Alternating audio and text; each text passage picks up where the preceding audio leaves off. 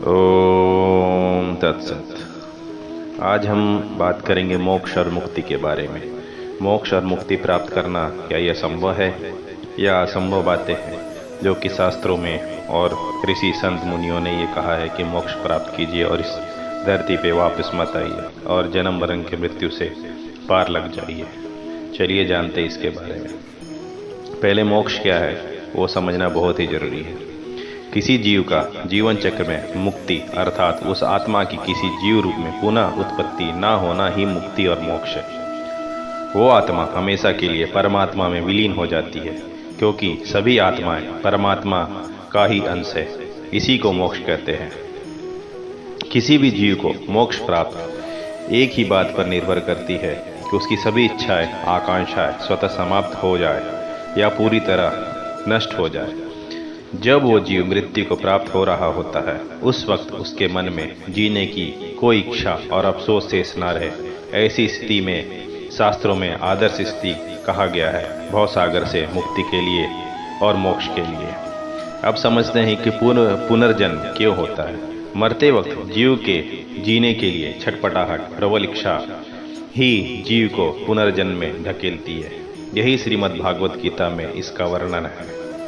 मोक्ष का अर्थ जन्म और मरण के चक्र से मुक्त होने अलावा सर्वशक्तिमान बन जाना जैसा है। सनातन धर्म में मोक्ष तक पहुंचने के सैकड़ों मार्ग बताए गए। गीता में उन मार्गों को 4 मार्गों में समेटा है। पहला कर्मयोग, दूसरा सांख्य योग, तीसरा ज्ञान योग और चौथा भक्ति योग। हिंदू धर्म के अनुसार धर्म अर्थ काम और मोक्ष में मोक्ष प्रत्येक व्यक्ति के जीवन का अंतिम लक्ष्य माना गया है। अधिकतर लोग अर्थ और काम में उलझकर ही मर जाते हैं। कभी जिंदा थे मरते वक्त इसका पता चलता है।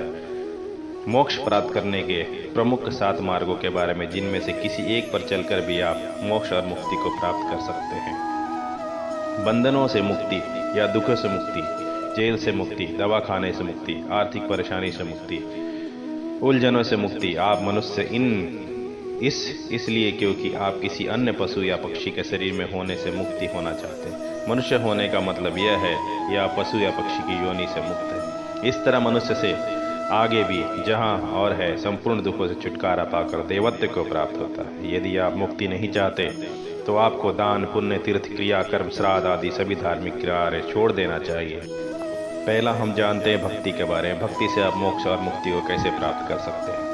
भक्ति भी मुक्ति का एक मार्ग है। भक्ति भी कई प्रकार की होती है।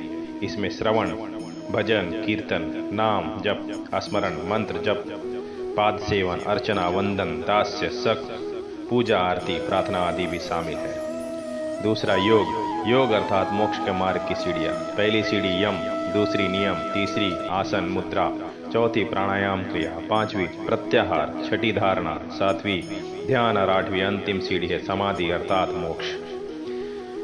ध्यान का अर्थ है शरीर और मन की तंद्रा को तोड़कर होश पूर्ण हो जाना। ध्यान कई प्रकार से किया जा सकता है। इसका उद्देश्य साक्षी भाव में स्थित होकर मोक्ष को प्राप्त करना होता है। ध्यान जैसे जैसे गहराता है व्यक्ति साक्षी भाव में स्थित हो जाता है।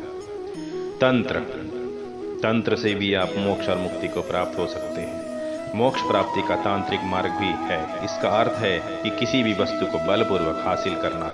तंत्र भोग से मोक्ष की ओर गमन है। इस मार्ग में कई तरह की साधनाओं का उल्लेख भी मिलता है। तंत्र मार्ग को वाम मार्ग भी कहते हैं। तंत्र को गलत अर्थों में नहीं लेना चाहिए। ये सब मुक्ति के कुछ मार्ग है जिससे आप मुक्ति और मोक्ष को प्राप्त कर सकते हैं।